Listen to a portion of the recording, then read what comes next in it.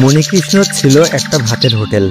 সকালে জমজমাট ব্যবসা হওয়ার পর কথা ছিল তার বউ অনন্যা দুপুরের খাবার নিয়ে আসবে, কিন্তু তার বউ রান্না করা খাবার আনতে দেরি করছিল, তাই বাধ্য হয়ে মণিকৃষ্ণকে বাড়িতে যেতে হয়।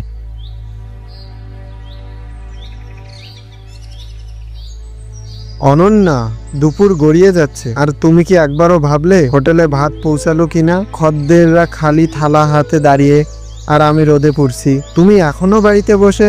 তোমার এই দেরি আমাকে শুধু দোকানে না, মনে মনেও পোড়ায়। খালি হোটেলের চিন্তা আর কিছু না। আমি কিভাবে সকালটা কাটিয়েছি সেটা কি তোমার কানে গেছে কখনো?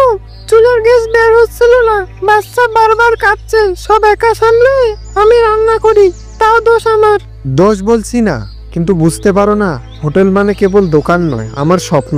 আমি যখন দোকানে থাকি কিন্তু দোকানে তরকারি থাকে না, তখন আমি খদ্দেরের মুখ কালো দেখি, তখন বুকে কেমন জানি লাগে। তোমার রান্না না আসলে মনে হয় দোকানটা যেন মূর্তিহীন মন্দির। তুমি তো ওটার প্রাণ। তুমি এখন বলছো, কিন্তু ওই সময় তো একটা ফোন দাও না, আমি কেমন আছি।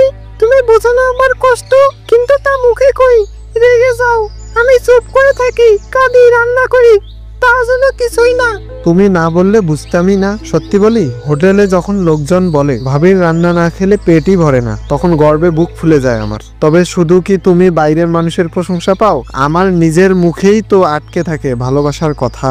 ভালোবাসা মুখে না বললে ঠিক টের পাই। তোমার পায়ের নিচে গামছা বিছিয়ে রাখা, খাবার ঠান্ডা হলে তোমার রাগ, সবই তো ভালোবাসা।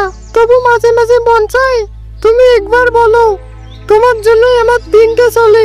না, তোমার জন্যই তো এই দোকান, এই হাড়ি ভর্তি ভাত, আর খালি হাতে ফিরলেও তো হাসি মুখ। তুমি যদি পাশে না থাক তাহলে ভাত হবে না, ভালোবাসাও না। তুমি দেরি করলে শুধু খদ্দের নয়, আমার মনটাও খালি হয়ে যায়, আমার কিচ্ছু ভালো লাগে না। তোমার এই কথাগুলো যদি সকালে শুনতাম, তাহলে ভাত না, আমার পুরো হৃদয় নিয়ে ছুঁয়ে যেতাম তোমার হোটেলে।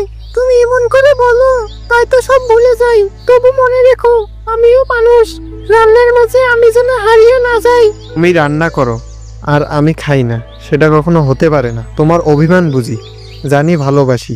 আজ থেকে একটা নিয়ম করি, প্রতিদিন রান্নার আগে 1 কাপ চা খাবো একসাথে। তুমি থাকবে গল্পে, আমি থাকবো চোখে, আর হোটেল চলবে হৃদয়ে। এই হচ্ছে আমাদের ভালোবাসা অনন্যা। চা চাই না, চাই তুমি এমন করে কথা বলো, তোমার রাগ অভিমান আমার কাছে মিষ্টি লাগে। যদি তার সাথে ভালোবাসা থাকে, চলো ভাতটা নিয়ে চলি। আর শুধু খদ্দের না, মনের ক্ষুধা মিটিয়ে দেব।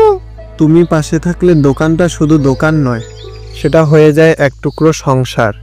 এটাই আমার পৃথিবী, আমি এই পৃথিবীতেই থাকতে চাই অনন্ত জীবন। জানো অনন্যা, তুমি রান্না করতে করতে যেভাবে কপালের চুল সরিয়ে দাও, সেই দৃশ্যটা আমার সবচেয়ে প্রিয়। অনেকে ভাত খেতে আসে, কিন্তু আমি আসি তোমার হাসি দেখতে।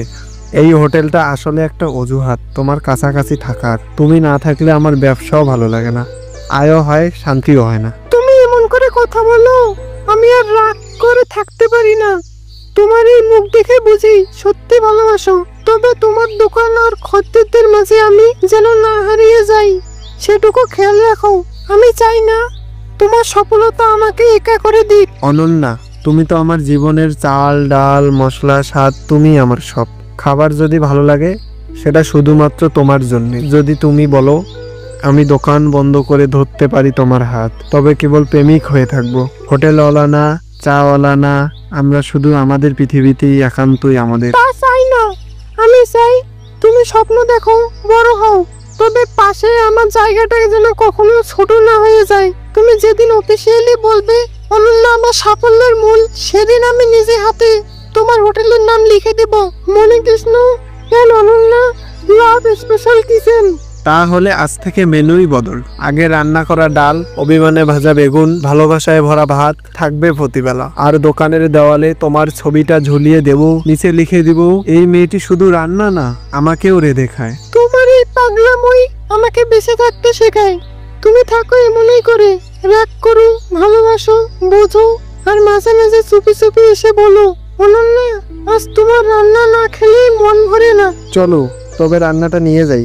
খদ্দেররা শুধু ভাতের অপেক্ষায় না, ভালোবাসার স্বাদেও অভ্যস্ত হয়ে গেছে। তাদের জন্য আজ শুধু খাবার নয়, আজ যাবে অনন্যার মাফের হাড়ি, ভরা থাকবে অভিমানের মিষ্টি ঝোল। চাও, কিন্তু প্রতিদিন আমাকে এমন করে মনে রেখো, ভাত তো অনেকেই খাওয়ায়, কিন্তু ভালোবাসা দিয়ে খাওয়ানোর ক্ষমতা শুধু মণিকৃষ্ণ আর অনন্যার আছে। আচ্ছা তুমি দোকানে যাও, আমি তাড়াতাড়ি রান্না করে এগুলো নিয়ে যাচ্ছি দোকানে। এরপর মণিকৃষ্ণ চলে যায় তার দোকানে এবং অনন্যা রান্না তাড়াতাড়ি করার চেষ্টা করে।